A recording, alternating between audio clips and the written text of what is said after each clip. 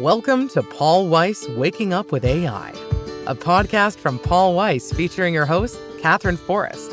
The only update you need on AI policy, law, and governance starts now. Hello, everyone, and welcome back to another episode of Paul Weiss Waking Up with AI. I'm Katherine Forrest. And I'm Scott Caravello. And Scott, I know you can see me, the audience can't, they only can hear me. And that's actually a good thing today, because I'm a little bedraggled, as they say, a little jet lagged, because I just got back from Belgrade, Serbia. You know, not a place I've been. Well, it's definitely worth a trip sometime. The food is incredibly good. There is a lot, and I mean a lot, of pies stuffed with cheese. And there is probably few things on this earth that are better than pies stuffed with cheese. And I was there to give a keynote. I can take a wild guess on what topic that was. Well, wait for it. Superintelligence. There we go. Getting a lot of mileage already out of that book, huh? Well, it's sort of the point of a book, I think, is that, once you've written it, you've got this like ready-made corpus of material to talk about that you're really excited about. And so this was an incredibly interesting conference. It had over 3,000 people there. It was the DSC Europe, which is the data science conference for Europe. And it reminds me a little bit of the cyber conference that's now got a lot of AI in it, and the RSA conference that happens out in San Francisco every year. And there are really interesting people at this DSC conference from all over the world. Obviously, a huge number from Europe doing incredible work on AI, and quantum was actually making a pretty good size appearance there. Sounds very cool. But I know that we're slated to talk about the VPPA today, Katherine, and then that's the Video Privacy Protection Act for those who aren't familiar with the acronym. Before we even get there, I wanted to let you know what was happening stateside while you were away. Oh, so yeah, actually, you think I was away forever. I was not away forever, but I think I know what you are going to talk about. You're going to talk about the White House and some recent news on AI. Exactly. And so you've been saying for a while, and I remember last year at about this time, that there was likely to be some form of federal preemption for AI, and that would be the preemption of state AI laws and regulation. And that didn't really happen. In fact, it didn't happen at all. We thought for a little while that there'd be a moratorium on the enforcement of state AI laws as part of the budget bill, what people in Washington were calling the One Big Beautiful Bill. But that got taken out before it was passed. And so while you were gone...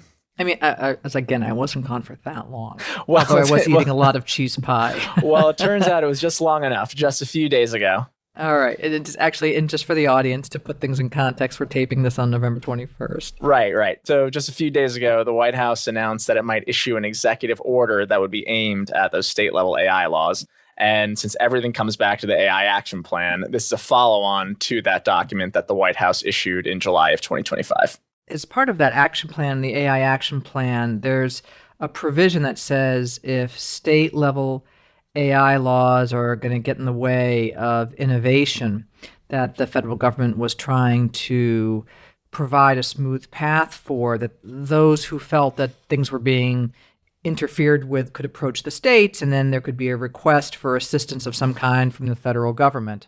Yeah, and so the White House announced that they may form a task force that would potentially launch challenges to state laws or could withhold federal funding, which, as you remember, was the lever that had been part of that failed legislative moratorium over the summer. But the executive order might even seek passage of a single federal standard on AI, potentially by the Federal Communications Commission. And so a draft of the executive order was released, and it was titled Eliminating State Law Obstruction of National AI Policy. And it's even been floated that the crucial elements would be part of a must-pass defense bill. It sort of tells you the whole concept in the title there, eliminating state law obstruction of national AI policy. And of course, that policy is the AI action plan that we were just talking about, which has as its stated goal the intent to win the international race for dominance in AI. And it's not all smooth sailing, even though that executive order came out while I was gone eating cheese pie in Serbia, which is incredibly good.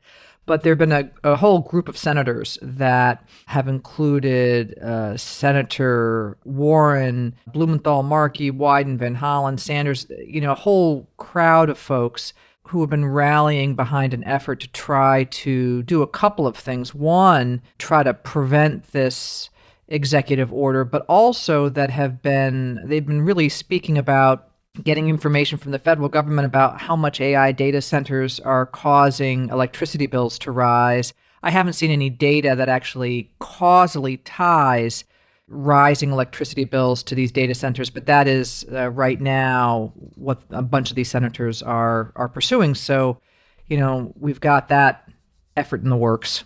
Yeah, so we'll see how this plays out and what's eventually issued. Yeah, interesting stuff. And so I'm particularly interested in if they do some sort of federal law and they actually pass it through the legislature, what it would be. I sort of imagine it would need to be some sort of light touch law with little regulation, maybe some principles and things like that. But, who knows? So we'll come back to that in future episodes. But let's move on then to the topic of the day, which is the VPPA, the Video Privacy Protection Act. Absolutely. And so the VPPA is an old law. It's been on the books since the 1980s. Yeah, it was originally passed as sort of an analog privacy law that penalized revealing the kinds of videos, the titles of videos that a person rented from those old VHS rental stores like Blockbuster, although it could also have been DVDs, but that was sort of the original derivation of the law. Right. And so there was a concern that what people rented could reveal things about them that were private and not intended for the public to know about. So the VPPA was passed to set up a regulatory scheme that penalized a videotape service provider who knowingly disclosed to any person personally identifiable information concerning any consumer. Right. And that's 4 phrases to pause on right there that I think really sort of underlie what we're about to get to, which is a bunch of cases that have been filed in this area. The first of the phrases is a videotape service provider. The second is the concept of knowing disclosure or knowingly disclosing. The third is PII, or personally identifiable information. And the fourth is consumer. And we're going to come back to those.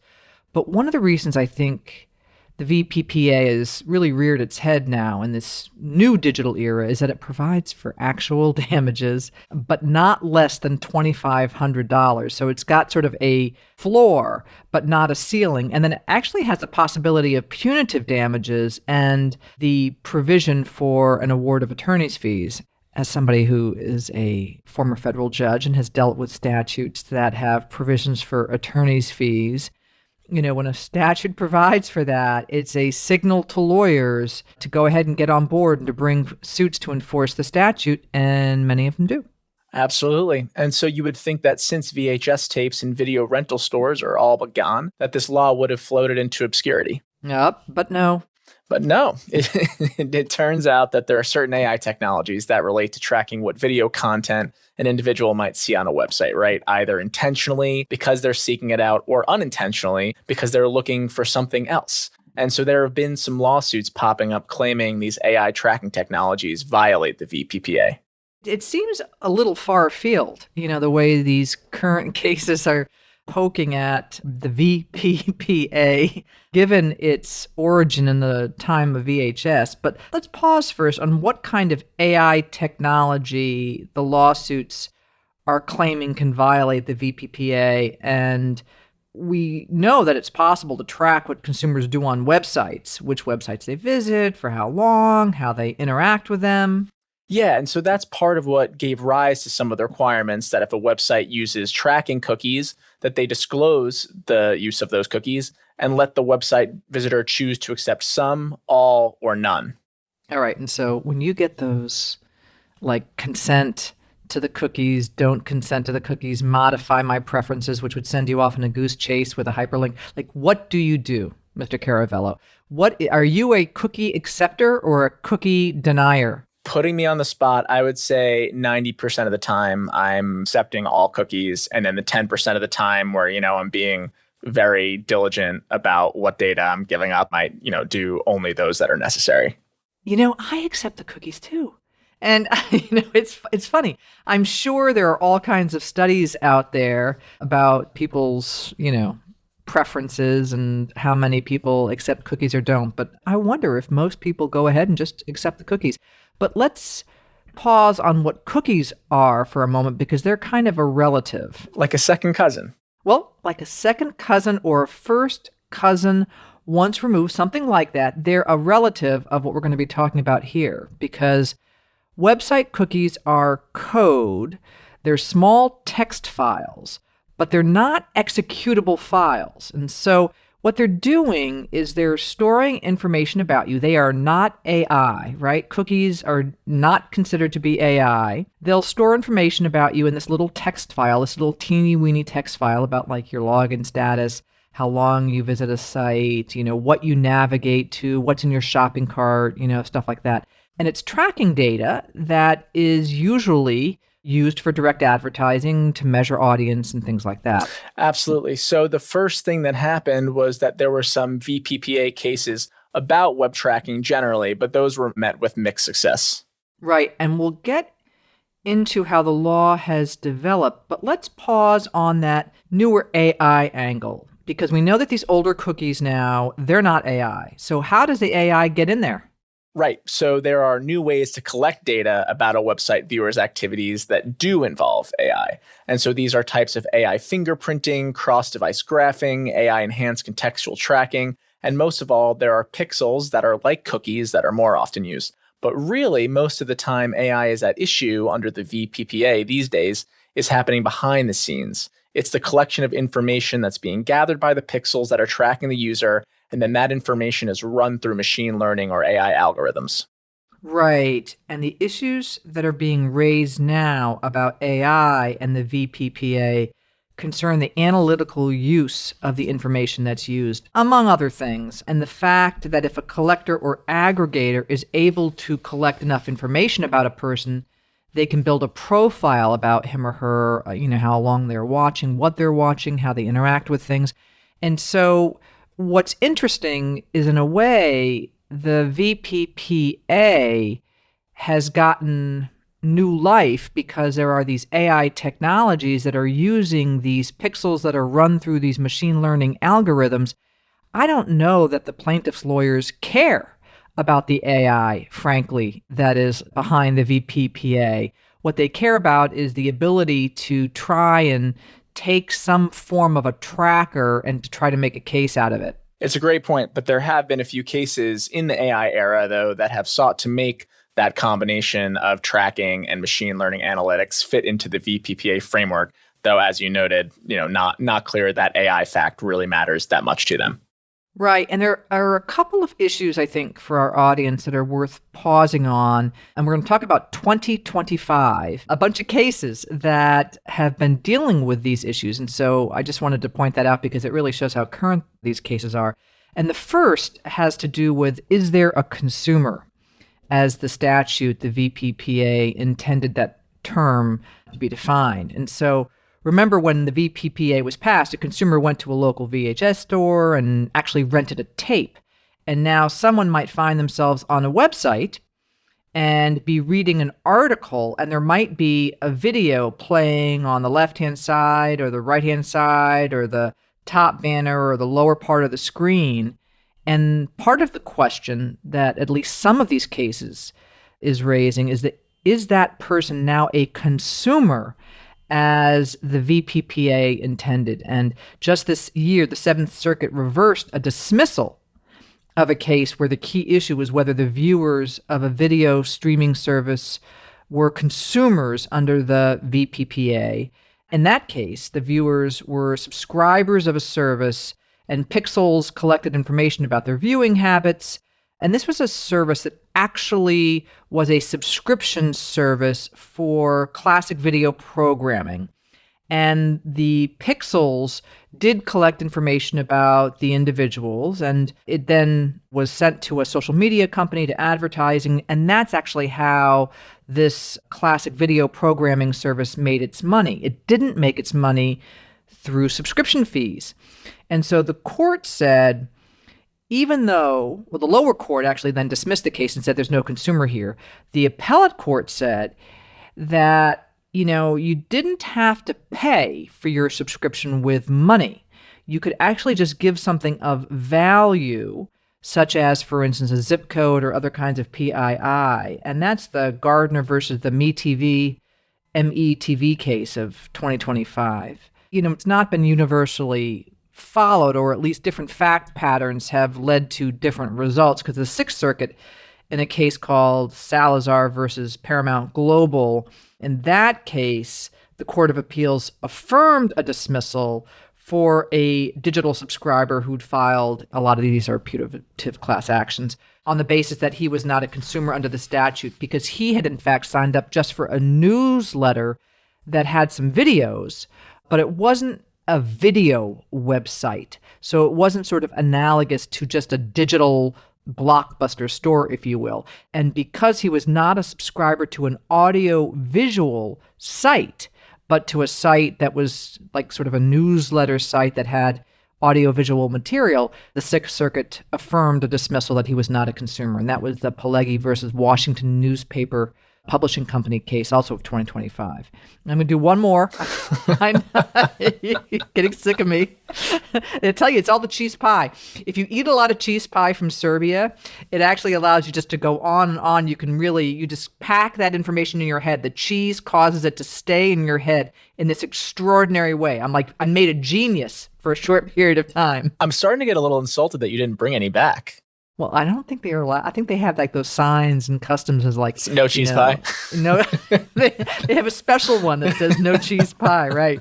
But boy, I would have brought it back. But anyway, the second issue that's been coming up in these cases is who or what is a videotape service provider? Because again, the VPPA was about renting pre-recorded videos, and so some of these cases are asking: does a website that's displaying all kinds of content, but not just video content, does that constitute a videotape service provider? So there's this Ninth Circuit case also from 2025 in which an individual purchased a movie ticket. So it did relate to videos, so to speak. It was a movie ticket on a theater operator's website, and certain information about that individual was sent to a social media site, and it included the name of the film. It did not include the individual's name, but it included a unique purchase ID, and the case was dismissed both in the lower court and in the Ninth Circuit without leave to amend on the basis that the theater operator was not a videotape service provider, and that's the Oshesky versus Silver Cinemas case. Again, all of these are from 2025, so this is a hot current issue. And, there's some takeaways here for companies that might be in the business of using pixels and also, sophisticated algorithms that are analyzing information that's gathered. And the key question comes down to how much you can tell about a person's video viewing habits. Totally. And so companies that are using video tracking should look carefully at the combination of what they're collecting and how they analyze it to be sure that PII that can be associated clearly with the viewing habits of a particular person should be avoided and aggregate. And so it just shows that aggregated and anonymized data is the safer course.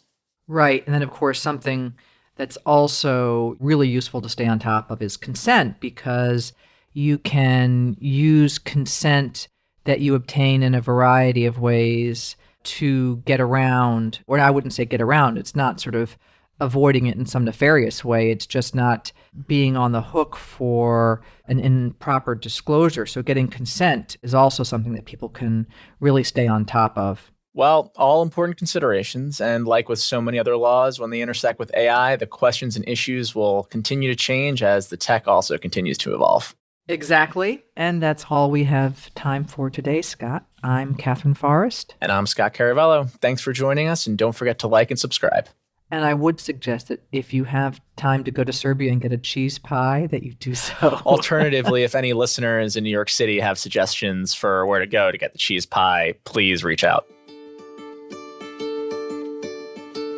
Thanks for listening to Paul Weiss Waking Up with AI. Be sure to subscribe in your favorite podcast app to stay up to date on the latest in AI policy, law, and governance. For more information on Paul Weiss, go to our website at www.paulweiss.com.